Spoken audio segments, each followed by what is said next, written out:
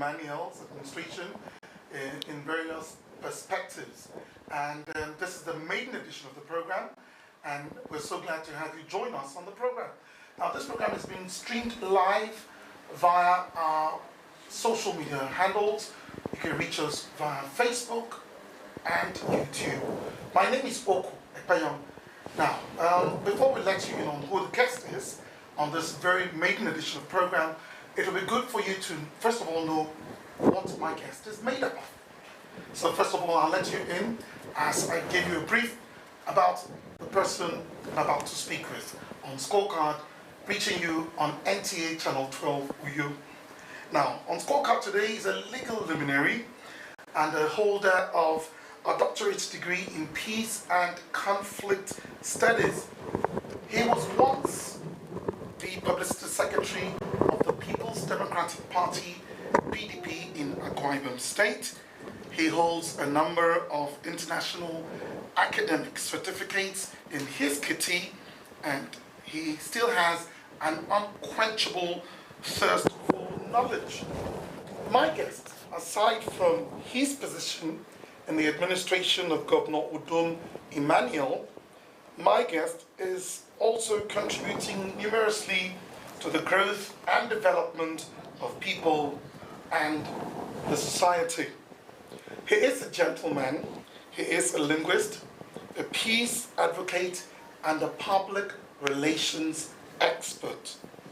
Please help me welcome to the maiden edition of the Scorecard, reaching you on NTA 12 Uyo, the Akwa Ibom State Commissioner for Information and Strategy, Mr. Ini Ememabom. Welcome to Scorecard. Thank you. I wasn't sure I was the one you were talking about. I was talking about you. No. It couldn't be me. All of that seems to be clothing me in borrowed robes. No, I don't think so. just a little correction. I'm a doctorate student in that department. Before they deny me the certificate, and they say, okay, your Oku already gave it to you, so you can go and be doctor in Oku school. Oh, really? But you look good, Oku. Thank you. You look good as well. No, let's exchange. I think a lot has been happening in NTA since you guys arrived. You look good. The Ankara looks good on you. Thank you so much. I know it's glad for us to see you. We used to see Oku Ekpayong on TV, and we're seeing you like, let me have a handshake here. This is flesh and blood. Thank you so much. Thank you so much for having us. In your office, first of all, apart from all the accolades and all the statements made about you in this intro, I'd like for you to also tell the viewer a little bit about yourself. That's the hardest part of an interview. Because where do you start from? You know, sometimes we are strangers to ourselves. And if you're a complex person, like I am, I have a disciplinarian, perfectionist father. I have a very accommodating mother, so you're a pendulum swinging between two extremes. I have an extrovert for a father and an introvert for a mother.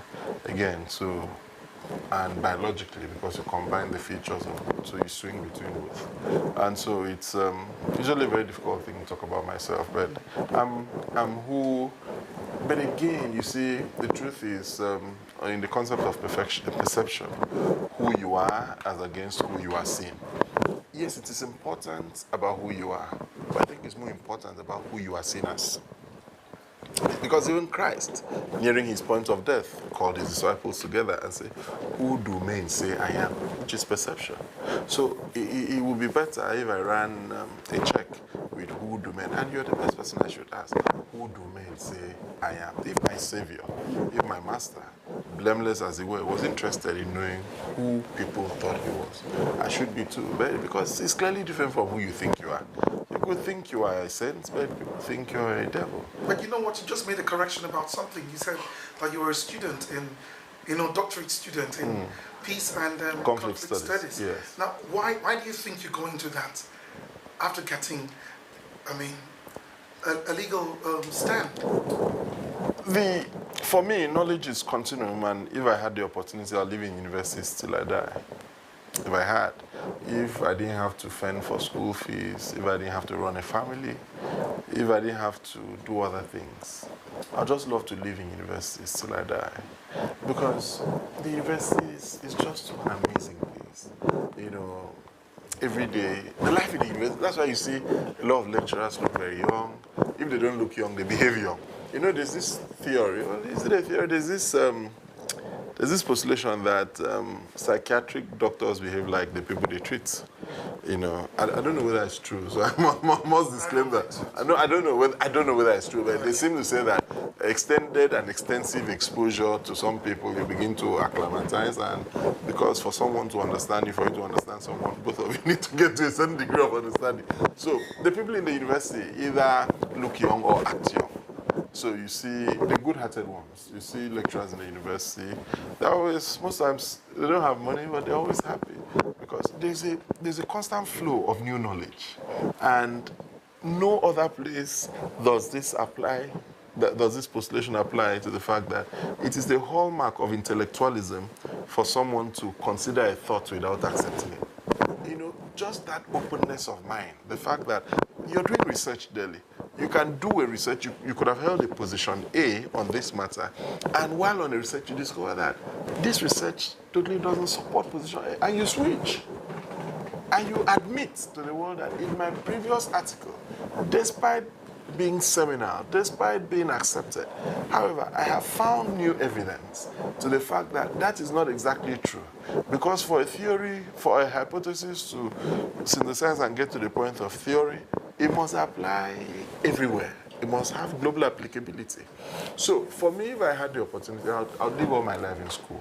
I'd want to learn. I want to have as many master's degrees as possible. Not for the degree, but for the knowledge. You see, you go to another field. It was my academic godmother, Professor Nora, who told me that professors are very humble people. I said, not so sure, man. She said, okay, professors ought to be very humble people because the more you grow in knowledge, you discover that you're refining, you're becoming a professor of a very minute field of a larger field, and that you're a professor, an authority in that field, draws your attention to the large body of knowledge where you may either be semi-literate, illiterate, or half-literate. So if I going for being a PhD student is just it's not the degree for me, it's the knowledge, the people I've met in the process, the connections you strike, the new things you learn. You know, I left law. I first went to linguistics. From linguistics, I went to law. From law, I went to history. So the research standards in all of these are different. So when you're doing, so for example, if I was writing, you could write the same topic, but the approach would be different. So if peace and conflict studies, which is my area, was in law, it will come differently. It will take a legalistic position, you know, and so you'll be talking about the legality of peace measures. You'll be talking about even if you're talking about the economics of, it will still have to be under the legal framework. But when you're looking at peace and conflict studies under the umbrella of history, historiology must come in. So you're going to be interrogating peace from a historical perspective. You're going to be interrogating conflict from a historical perspective. So, for example, when I was writing my master's dissertation, we were talking about intra-party politics and conflicts. And it drew our mind to the fact that as long as democracy exists, you're going to have political parties as the only vehicle towards accessing government. But it would strike you with some degree of shock that we do not have in any political party a standby conflict resolution mechanism, whereas everything in political parties would lead to conflict. Is it the selection of a candidate? Is it the selection of party officials themselves? There's no party decision that does not carry inherent conflict. So how don't you have a fire extinguisher in a kitchen? So that is what research does. So I just like to learn. So there was a time I even I wanted to go to NTA TV College. I just want to learn. So that if I see you could do something, oh, I understand. This is what he's doing. Gotcha. That's what he's doing. So as much as I can. But you know, schooling is expensive, whether it is in Nigeria. Apart from first degree in public institutions, even now that here it's very expensive. Apart from first degree in public institutions, which are relatively cheap, schooling is very expensive. When you go to masters, when you go to PhD, then let alone when you go outside this country. People have to pay as much as £20,000, $26,000 to do a master's. If you convert that, that's almost 26 million naira, you know, for a master's degree. But again, it doesn't compare. You can't. It doesn't compare.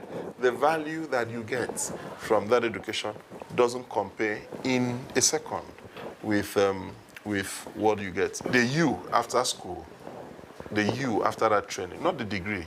The degree is a testimony, is a testament that you did the program. But what is in you would determine whether you were supposed to be in that class. There are a lot of people who weren't supposed to be in any class. That reminds me, if you're not in the classroom trying to seek knowledge and skills acquisition, as it were, how do you relax? Relax. I know the people in my office will be very glad that you asked that question. And I suspect 2 or 3 people who will be very happy that you did. And if it were in real life, if it wasn't on TV, they should get queries for it. Really? Yes, because, relaxation. There's this challenge about work-life balance. It's a growing concern globally in labor law. It's a growing concern even in leadership. Because if you task people too much in a particular field, especially the field of work, it rubs off on their social life, it rubs off on their family life. It also even affects their mental health. But when you come from a country like Nigeria, while I agree that people should relax, but when you remember where we are coming from, when we remember where we are, you'd know that people who are in public office should give their whole to the service of states, so that we would try to see if we can change the narrative and change the environment a little so that our children can relax. We are not way to relax. The Americans weren't relaxing when they were where we are. The Brits weren't relaxing when they were where we are. When they were where we are, they set sail, when they knew their frailties and they knew that they couldn't do the menial job, they set sail to a place called Africa and took slaves. They took them back there. And they concentrated themselves with the knowledge of drafting, drawing, and made the slaves to do the hard work. It's impossible to someone is governor in Nigeria and relaxes, goes on vacation. Someone is president here and relaxes. It's place priority. Go to the private sector. The private sector in Nigeria is doing well compared to a lot of other private sectors in Africa. But you can't say that the public sector is doing well. So are you saying you don't relax? Relaxation. Well, when you get tired, I have video games. I seldom play them. But in the middle, just to take your head away so that you can reboot, you can play a little video game. I still sleep less than 4 hours every day. I still have books to read. I still have to develop my capacity as a leader to be able to lead my team and deliver. I still have to be careful with the leadership tools that you're putting into place. You still have to evaluate and reevaluate them. So while I'm a leader in my ministry, while I'm the #1 person in my ministry, I'm also answerable to another person called the governor. I'm also answerable to another person called the SSG. You understand? So to that extent, in that complex web of relationships, while I am servicing my subservient role to the people above me, I'm also playing my supervisory role over the people below me. And in this admixture, power does not understand that. Power, when it enters an unprepared mind, doesn't make the mind understand where the difference is. So because it's a different thing that I sit on this chair and everyone here answers to me. And when I leave here, I'm still that person people answer to. And I need to answer the call of another. So, but clearly, you distinguish that in linguistics, call it role relationship. You distinguish that. And you also realize that despite the humongous nature of the power bestowed on you, it has an expiry date. And therefore, voluntary power, where people naturally respect you, not because of what you are, but because of who you are. They don't respect your office, they respect you. And they follow you not because of the authority that you exert. They follow you because they believe in what you're doing. the development of voluntary power across the line. I run a ministry where I superintend over 360 people, 298 civil servants, and the rest of the people who do business with us. So to be able to run in such a way that you connect with each and every one of them and you give them a knowledge and understanding that their little work, whether someone is at the gate, that he's manning that gate, ties into the total objective of this ministry. Isn't an easy task. So relaxation, I don't envy those who relax. I don't envy those who sleep 8 hours. I wish I could, but I can't just because of the quantum of work available to be done. We work and we close here sometimes past midnight. The quantum of work available to be done, the consciousness that a lot depends on what we do. First, in support of the general image creation and sustenance of the system. Second, the people. Because the Office of the Commissioner for Information is not just the spokesperson of government, the mouthpiece of government. It's also the image maker of states. And state is beyond government. You made mention about having a number of people as civil servants working with you. And that brings me to my next question, which is, you play a leading role in the civil service of Akwa Ibom State by virtue of your office, and you have people working with you. Now, at one event recently, you quoted saying, rather than compete with one another, which could be counterproductive, improve yourself with skills and be authentic, rather, end of quote. Now, would you want to expatiate on this, to throw more light on this? Why would you say that to civil servants? What was in your mind when you said this? Is it about developing their mindset to be very proactive?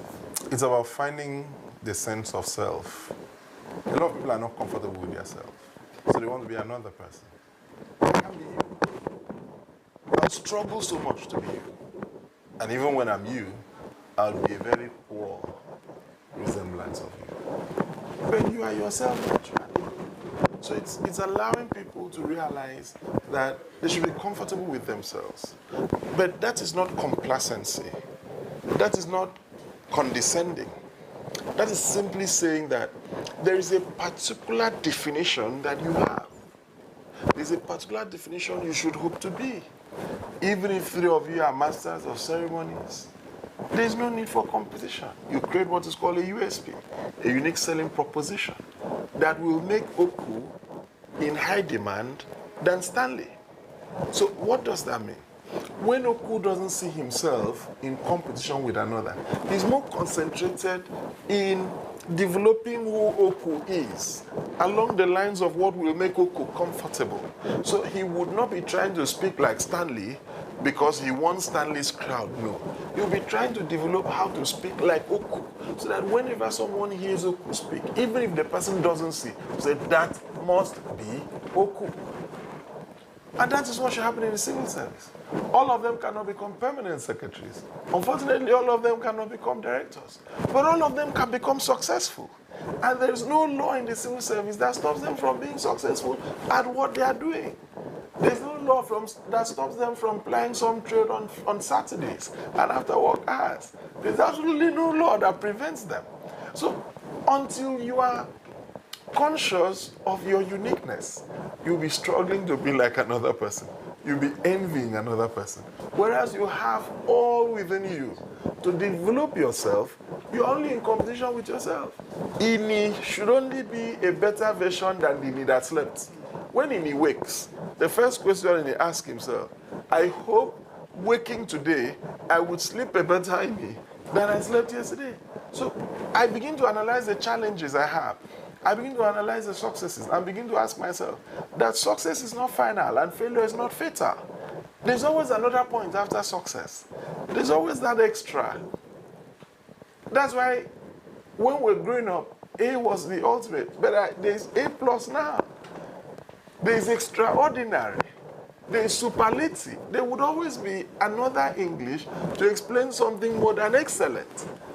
And so there's always room for doing more. So while they are developing themselves, because you see, sometimes people just develop themselves to be able to compete or outsmart another. Hey, it doesn't make sense. So there's this lawyer, he's late now, so in his honor I won't mention his name. And it's happened to a lot of people. A lot of people you see reading law as a second degree, a third degree, or at old age have actually been insulted or challenged by a lawyer before. So there's this man, he was a court clerk, had grown on the clerical order of the court and was also doing some trading. He was doing well. But so this new lawyer comes to court, and after court, this is how we take dates off record when the judge is not there. So the gentleman wasn't as fast as the young lawyer thought he should be. So the young lawyer, both of them got into an exchange of words, and he took exceptions to that. And so the young lawyer said, look, I have worked here for 22 years. And the young lawyer said, even if you work for 35 years, you are not a lawyer. You are not an officer of the court. I am a minister in this temple. That just a little more years, the young lawyer was 25 years. He said, if you had worked 3 years earlier, I wouldn't have been born by then. But you see, you've been wasting your time. I'm a lawyer and you are not. The next admission, that gentleman, the old man, picked up admission. He promised himself he was going to get admitted. Before then, before he finally got admission, he was studying for his PhD. Whilst working there, he was a strong politician. He had studied for his PhD in University of Calabar. So he eventually got admitted into the Faculty of Law. While in the Faculty of Law, he got appointed as a commissioner. That did not still satisfy him. In his 4th year or so, the university said you couldn't have done 2 courses at the same time. It's against the rule. You couldn't have done 2 courses contemporaneously. He offered the university to take his PhD and give him law. The university said no. You have started a PhD, that the first in time will prevail. Because the position of the law is that where 2 equities clash, the first in time will prevail. So they took they sustained the PhD, and since law was a later program, they took the law away from him. He wept like a child. The vice chancellor offered him, he said, look, I don't know why you want to be a lawyer. Look, offered him admission into year 2 again to study. He started again. Spent the whole time, went to law school, spent some more time in law school, and finally became a lawyer. I don't know what you pick from that, but there are ways that people would bring competition to you and would distract you completely from your path and set new standards for you that you find satisfaction on their path. The gentleman was doing well, had his PhD, was a commissioner, whatever else. But just one encounter can derail you completely, set new standards on another person's path. So if people are comfortable, if civil servants are comfortable with themselves, they'll stay on their track. They'll know that they can have, and the system allows you to go to school. You can have a master's. In fact, you can have many masters. You can have PhD. You're going to spend 35 years in one place. We should respect civil servants, man. Oku, I respect you. Really? 35 years. The thought of 35 years alone scares me. Honorable Commissioner, I'm gradually coming to the area where I'm going to be asking about your scorecard in office. But before I go into that, I'd like to ask you, as a public relations officer and as the chief information officer, as it were, to the Akwa Ibom state government, how has it been for you in terms of getting information of government and managing it properly? How has it been for you? Well, first I must thank media houses like yours, because there's the source of the information, there's the destination of the information between the media. These people, and it's not just what people think about the intentional misinformation, disinformation, no. It's about the unintentional change of information from person to person. So if we line up 10 people along this line, and I whisper to your ears, you whisper, when we are relaying, you discover that the 10th person would have a variant of what I began with. Distorted. Yeah. It will be, and the degree of distortion would increase along the line. So, but luckily, the NUJ, the NIPR, media houses have been very helpful, and I have them to thank for a lot for the successes we've made here. But again, the judgment of how we've done doesn't lie in our mouths. It lies in the mouths of the people. But there's a general challenge of information management globally, which information managers must be aware. You know, it's one of the most thankless jobs after leadership, is the job of information management. The people you're informing seldom think you're doing well. The people you're working for seldom also think you're doing well. So you're getting the boot on both ends. So, but here, by the grace of God, we have a governor who's been very supportive. Supportive in the sense that you run to him and say, look, there is a void of information in this sector. And we think we should do, for example, like what we did, the interministerial briefing. And he says, oh, excellent. Go and give it a try. Not all governors do that. Not all bosses do that. You also have a governor whom you run to and say, look, people are complaining about 13%. Yes, I know it's in the Accountant General's report. Yes, I know it's been in the budget. But can we hold a press conference where we can allow people to ask questions? He says, go ahead, there's nothing to hide. Those latitudes have given us the capacity and the ambience to be able to do the job in a way that people appreciate. Now, if you were an absentee governor, there are some governors who go out of their states 1, 2, 3 months and don't come back. There's no way. The people see. The people know when the governor is out. They know when the governor is not out. They know when the governor is around. They know when governance has stopped. So there's very little room for you to maneuver to buy goodwill for him. But when he's around, he's usually around. He's hands-on. He's available. Like very soon we're going on commissioning. We're doing the exit commissioning season. So much projects that we don't have enough days to commission. So that helps you because the truth needs no rehearsal. So when you go to Afio country in the whole of that Umbo area and you have now created a link, an easy foreign link to the old ancient link that had existed between Esreke and Umbo, you don't need to preach a lot about what Udom Emmanuel has done in that area. When rain falls and after a while you see completely on IBB way, the entire flood is receded. It makes your job easy. When you're talking to students and you recall that recently he's given 500 of them scholarships, then it makes your job easier.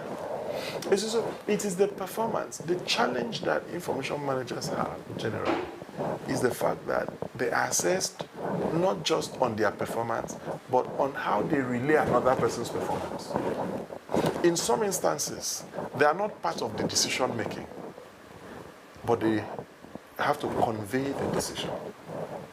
So they are not just rated in how they are conveyed, they are rated even with the decision being conveyed. So, but here, luckily, we're part of decision making. In the state executive council meetings, most times the governor will ask, Commissioner for Information, what's your thoughts on this? And you now give perspective. You now bring perception analysis. I say, look, this is how, and you know, when you're doing your stakeholder analysis, when you're doing your audience analysis, you know that there's no unanimity of opinion because there's stratification of your society. So when your different audiences have been stratified, which audience are you trying to please with which policy? Because there's no single policy, because even oxygen is not for everybody. The one we are breathing freely.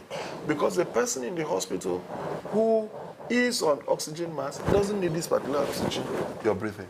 So there would seldom be unanimity of opinion. Even when there is a semblance of unanimity of opinion, you still discover that there are variants of that unanimity. So you now need to calibrate them. So am I trying to rally the base of the pyramid? So for example, we announced that government has taken over secondary schools. You're rallying the base of the pyramid. No elite is interested because these are community schools. The communities who were suffering, who suffered to put the 1 blocks, the 2 blocks, to gather teachers who have been struggling to keep that school running, and the people who are excited about what you've done. You buy a new jet for Ibom Air, the base of the pyramid don't care. Because they say, how many of us fly Ibom Air, man? But from the middle class up, they're happy. So governance is a complex web, a complex mix, a potpourri of some sort, of trying to ensure that different strata of your pyramid are placed. Yes, Mr. Imabong, you've commended the NUJ, you've commended the media for being a strong backbone or a very good collaborator with your office to ensure that you have a successful tenure as commissioner. Would you want to reel out those achievements you've made that you would like for your name to be written on the sands of time? Well, posterity and history are the ultimate judges of human conduct. And again, like Abraham Lincoln said, the best achievement is the one I'm yet to achieve. So, if a day comes when my permanent secretary and directors will speak, it's their duty to talk about what I've done. My own duty is to talk about what the governor has done. My own duty is to magnify what the governor has done. I cannot, you see, the Bible says this honor, no man take it in by himself. It is only given. Now, so to the extent you think you have succeeded, lies in the mouth of another, not in yours. And because what you think is success may actually be a huge failure in the perception of another. So, for example, you could think that you have bought a car for your brother, and so your family circle, so that's a success. But the economist looks at it and says, what's the purchasing power of your brother whom you've just gifted a car? He says, what's his earning power? He says, has he been driving before? Is the car for personal use or for economic use? By the time the economist finishes on what you call your achievement, you are feeling shy about it. So I would rather keep talking about what the governor has done. I'll talk about how he has helped every ministry to do their job. Because there are people who give you an appointment and end up becoming impediments on your path. To that, to ask you where or what the governor has really done under your watch as commissioner, because you've been given a sector of the economy to handle. And then if you're told to stand before people and say, okay, this is what the governor has done, the number of years, you know, as giving your stewardship account to the people, what would you say from your own perspective? I'll just drag you first to your competitor, your local competitor, the AKBC. Oh no. You can't do that. I'll drag you. NTA is a brand. No, I agree. AKBC is a brand too. Oh, well. We serve governments. You serve the state, you serve the federal government, we serve the state government. But that's why I said you're a local competitor, because you're sharing the audience. You're sharing the audience. So, but away from that. But I'll leave you. You see, the most important thing is for someone to leave a place remarkably different than the person met it. And I can assure that in every area of human governance, Governor Odom Emmanuel will leave Akwa Ibom State better than he met it. So, if I put you at the studios of AKBC, and if you recall how the studios used to be, because despite the fact that you are local competitors, you've also been local collaborators. And there are many times when we've had to do joint programs at AKBC or at NTA and bring. So, when you recall how the studio was, when you see even the production that is coming out of AKBC today, when you see the fact that for a very long time there was no employment in the AKBC and we're becoming top heavy. And today, His Excellency has approved. There are some people who have worked as guest artists, permanent artists in the AKBC for over 12 years. And in his administration, he's approved their employment and absorption into the AKBC. So what's a station? A station is programs, news, personnel, infrastructure. So when you look at all of that, And you see that in terms of infrastructure for a studio is not just building. Infrastructure, your transmitter is an infrastructure. The props, the studio, the things that go. So when you look at infrastructure, you look at personnel, you look at programs, you look at news, it's done excellently well in that area. So if I drag you away from there and put you in the environment, the way you're going to go back, I recall that for a while you had to change how you used to drive to work because we had to block the road, the Kaitinan road, to be able to take flood water out. And it's crisscrossing 18 villages. And so when you look at the IBB flood control project that you see, you're already a beneficiary of it, because I remember that is why in building the NTA, if you notice your base land level is way higher than the road. That's why you drive up. That was the reason, because that road was permanently flooded. So imagine how much resources you need to sandfield where your DPC would stop to that point. And so a gentleman comes and doesn't do remedial measures, but he takes the whole length, the most expensive flood control project currently in Africa, and crisscrosses that and takes that there. So we're going to be talking, when we're talking about what Governor Odo Emmanuel has done, we're going to be talking about it from the experiential, not from the descriptive. So when I look at the person who is asking, I simply find things around the person and take the person there and leave the person. Because there's no need for argument. If I start telling you about roads in Ibiano, you may not know or agree with me. If I tell you about roads in Ikwemba, in Obodoka, you may not know or agree with me. So I would rather speak to you about what you know, what you would agree, what you see, what you feel. And that's what I'll do. So when I talk to you about Akaitina Road, and you remember how long you had to do it, make a detour to get to work, and that the fact that you don't have floods anyway on the entire stretch, you would recall that.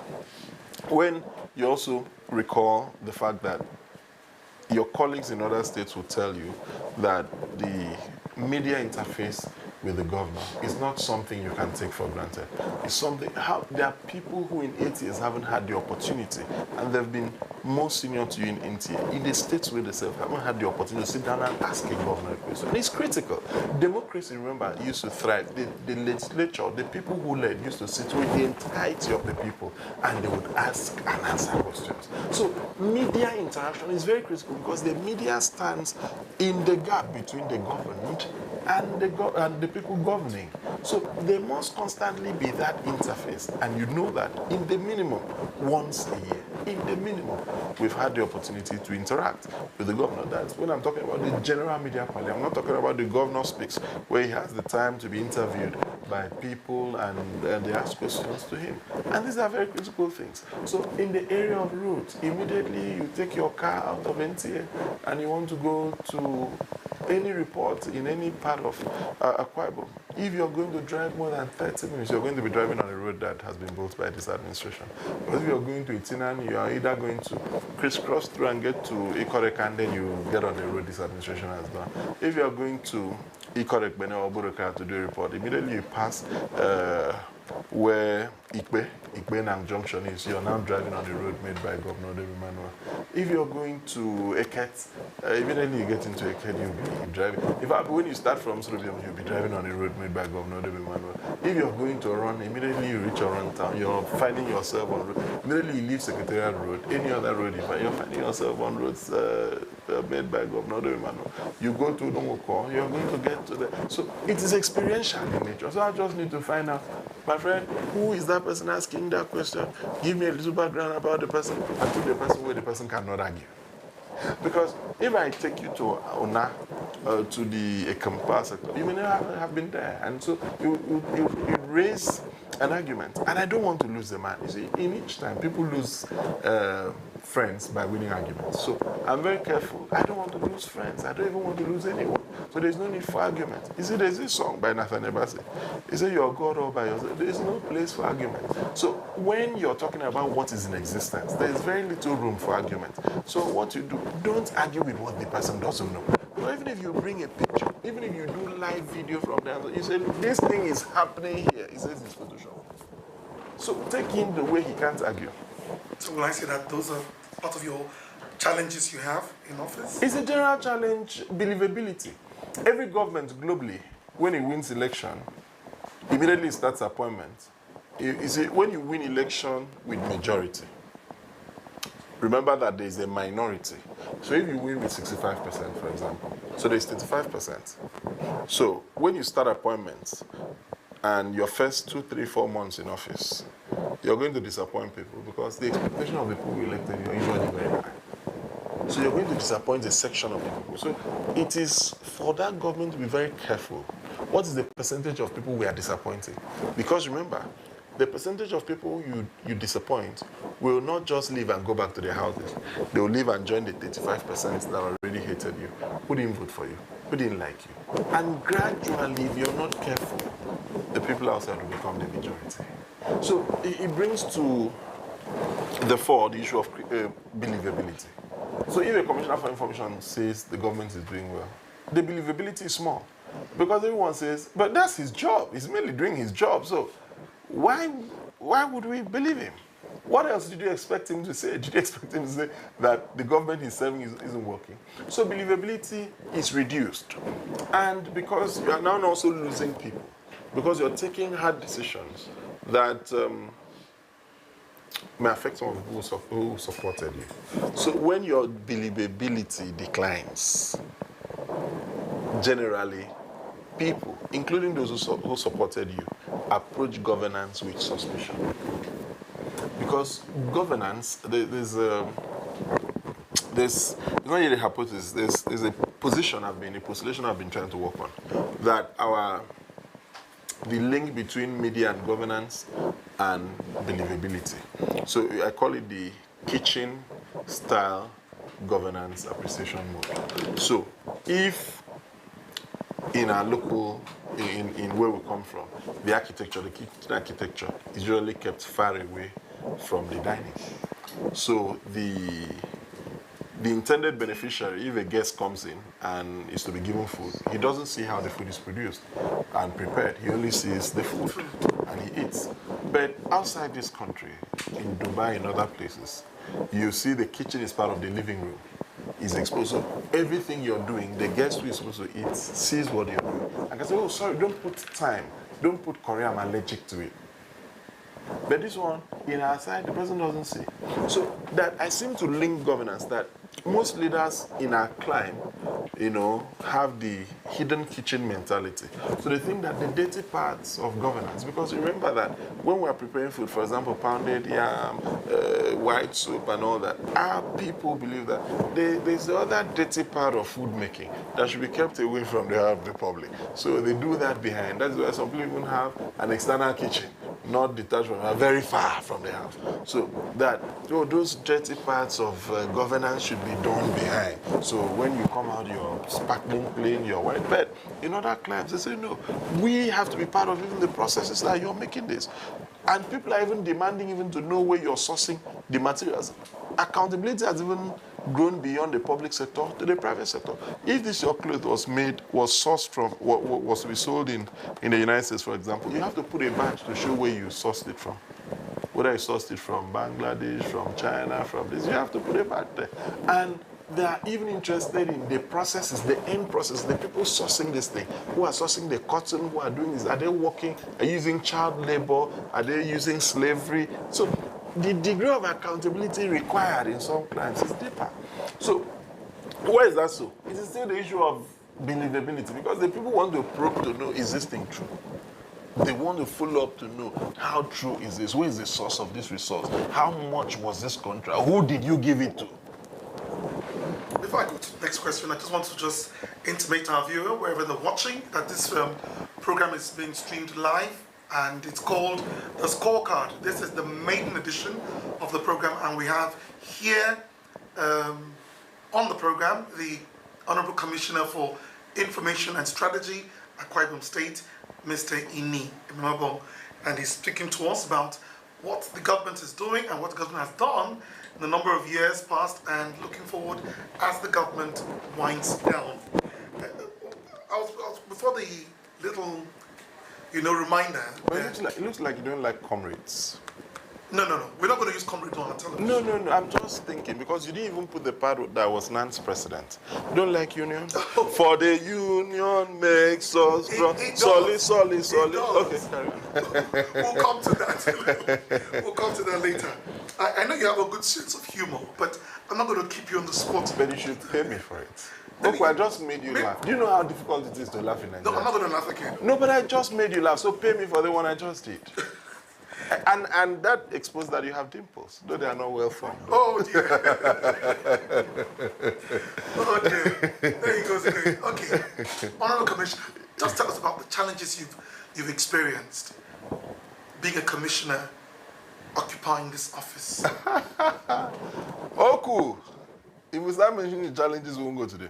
But you see, if you say those things, it will help people coming. No, were we not expecting challenges? Maybe you don't expect. So why wouldn't I talk about the benefits?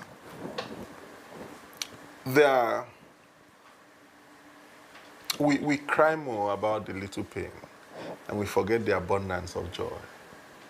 At 39, I've superintended over a ministry for 2 years and some months. It is worth every challenge. Even staying at home is challenging. Marriage is challenging. Everything is challenging. So the challenges of public office, for those desiring to come, be sure that you have a mindset that can accept plurality of views. You must have it. You must also have the capacity to lead people who exist at different IQ levels, irrespective of their rank. All of them may be directors, but all of them don't think alike. So you must have the capacity to grade them, calibrate them, and operate with them. You must apply equity there. Treating equals equally and unequals unequally. You must be ready that people call your phone at past midnight, people call your phone at 5 a.m. and tell you, Obongowo, I call to tell you that my wife is in labor and I don't have money to pay. Can I come to your house? No. You must be ready for that. It's the reality of our current existence. You must also be mentally toughened to know that you will be abused for the things you've done. You'll be abused for the things you've not done. You'll be abused for the things you've not even thought of doing. You also have to be aware that with everyone having a smartphone, you have 9 million people who can write anything they want about you. They can go beyond you and write about your family. So you must have the mental ruggedity. You must grow your adversity quotient so that whatever is thrown at you, you should have a shield that by the time you get home, you remove the shield with all the arrows there and drop so that you go back home normal. If not, you go back home abnormal, you take it out on your loved ones, and your life begins to spiral down. Okay, how has these challenges helped to build you for higher offices moving forward? Well, I have followed leadership for a while. Leadership is a topic that I've been very interested in. I've followed my father, who is an American-trained psychologist. I've served 2 governors. I've served different people. So in serving them, there are things I have taken from them, and there are things I have refused to take from them. So to that extent, before arriving here, I was conscious. I ran the publicity secretariat. So I was conscious of the fact that these things are in existence. But there's no amount of preparation that prepares you for what happens when it happens to you. But what now helps you is that your adversity quotient having been increased would have the capacity to bear that shock without many people noticing. There are times that you would go back and speak to yourself in the mirror and ask yourself, is this me? There are times that people will write some things about you, and sometimes you could shake your knowledge of who you are. And you could just be back and say, are they for real? So your capacity to laugh off those things, your ability to say, look, I know who I am, I've not changed. And for me, I think that people who come to public office should keep their old friends. New friends are the greatest danger of public office because they are friends of the office. They are not your friends. So if you keep your friends, if you don't create an air that makes it impossible for them to talk to you, you will be able to navigate the waters there and come out fine. So for me, what doesn't kill me makes me stronger. So I now, away from teaching people, away from reading about it, away from explaining to people what they should do as a PR consultant, you see, advice is a bitter pill. It's easier administered than taken. This government is winding down, and this program, this episode, is almost coming to an end of Scorecard. What legacies would you want to be remembered for when you leave this office? When I leave this office, I would want to be remembered for as a person who came, who was himself all through, and who tried to make people themselves. That's simple. A CEO was asked, "What's your concern in this company?" He said, "Oh, my concern is to make sure that the shareholders are pleased, to make sure that the customers are pleased." They asked him, "How many times do you interface with the shareholders?" He said, every annual general meeting. "How many times do you interface with the customers?" "Oh, I seldom meet them." He said, "So how come you say that is your work to do?" Rather, your work is to make the people who interface with those people happy to interface with them. So my duty, I'm not the only spokesperson for government. The entire ministry, 298, the gate man here is a spokesperson for government. The archives person is a spokesperson for government. The admin staff is a spokesperson for government. Imagine that a staff of Ministry of Information picks his or her phone and writes something bad about government. No one knows whether the person is a security, whether the person is a technical staff, whether the person is a camera person, whether the person is an account. They say Ministry of Information. So you have everyone working here as an image maker for the state. So my duty is to make sure that they feel more at home with themselves so that they can deliver the job of painting the state in the brightest of colors. Now, in a few days or months, or let's say days, the government will go. And just some weeks. Okay, weeks, okay. It looks like you're happy we're going. I don't know. You don't know my thoughts. I'm just looking at you. You know, through telepathic communication. No. The way your eyes, the way your eyes twitched. No. It doesn't come in here. Okay, so let me ask you: would you miss me when I leave? If you leave office? Yes, when I leave. Why would I Not miss if. you? When? No, I'm not going to miss you. You're not going to miss me. I'll remind you. But you know what? I'm going to see you outside the office, so I'm not missing you anyway. Let me threaten your gem. You know. Why my GM? No, let me tell you, because there's history to it. There was a former commissioner who left here to become GM of NTA. So this is me informing your GM that now that Oku wouldn't miss me, because because you've thrown a challenge at me. I'm coming there to become GM. After all, a precedent has been kept. You know what? Don't mind me, I'm kidding. I'm not going to miss you, but I'm not going to miss you because we'll still see you outside the office. Okay, now, what are your hopes for the ministry?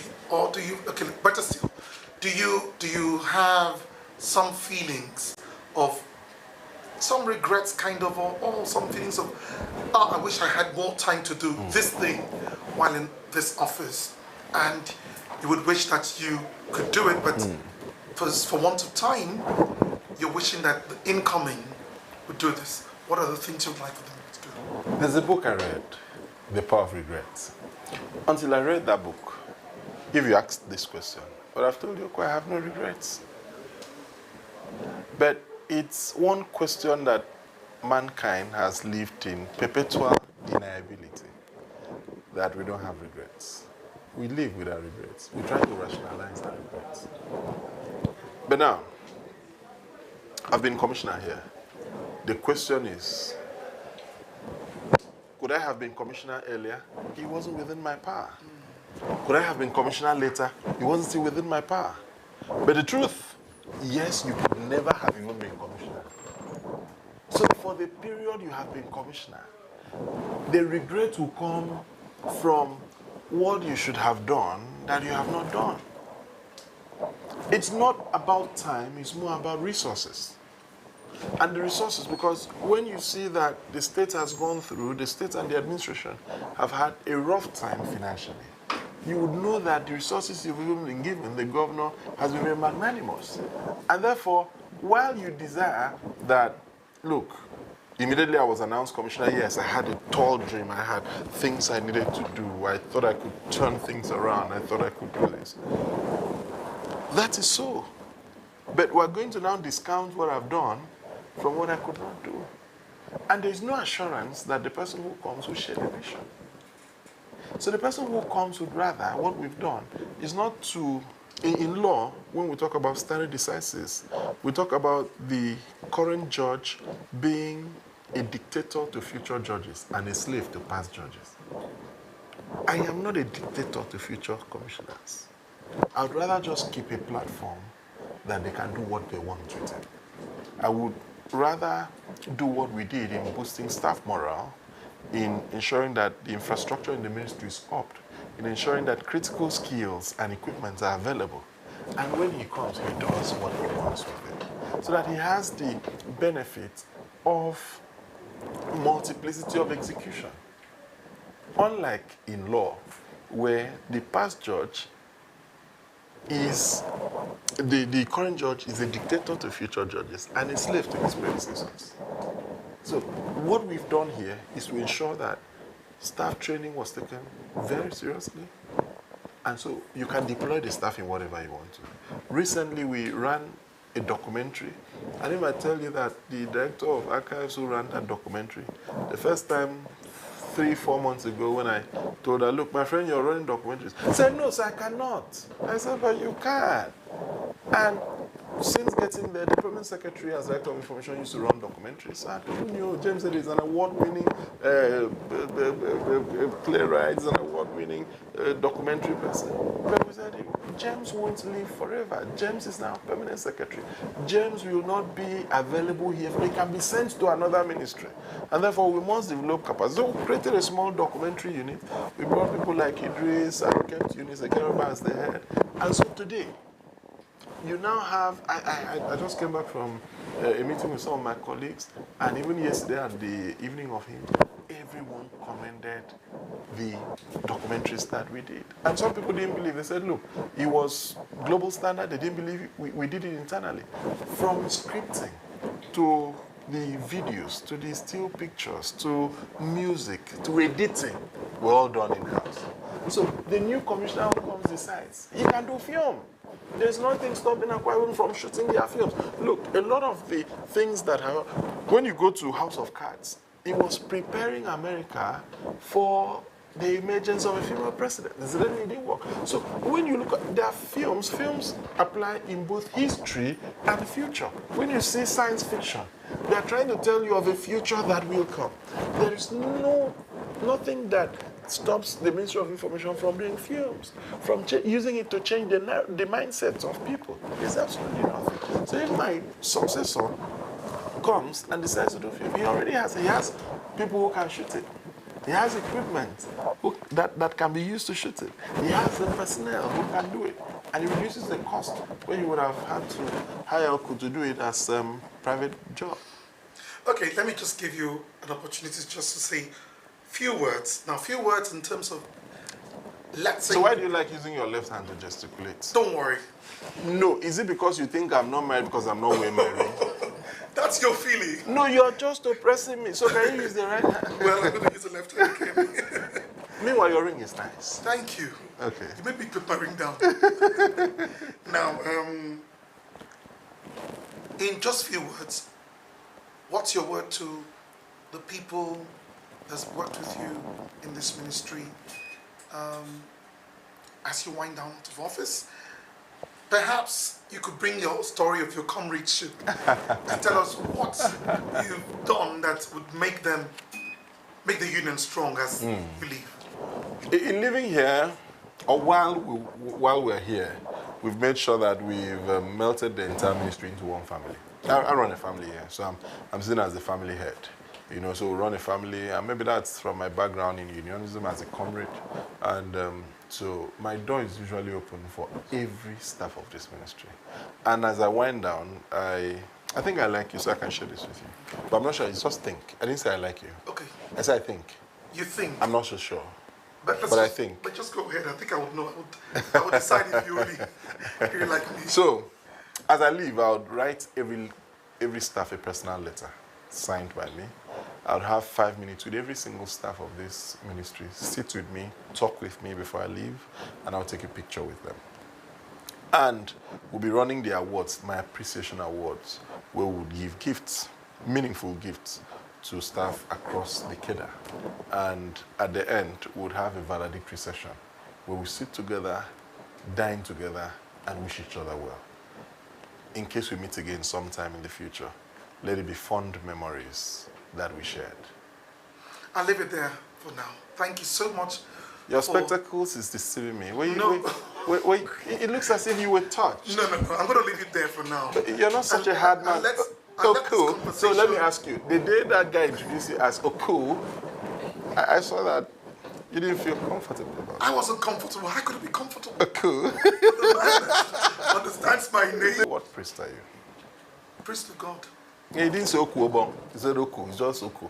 So it could be Oku idiom. I accept it as priest of God, Okwabon. You accept. But I may think of it. To you, that's my name. I take it away. Thank you so much for coming. Thank you, Cool. Thank you. Thank you. And so, viewer, that's all we have on this maiden edition of Scorecard.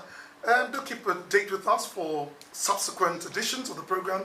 We'll move next to some other person, so please stay with us on NTA Uyo for an update and for more to come on the Scorecard. We thank you for watching. I am Oku Ekpayong. Bye for now. But it's an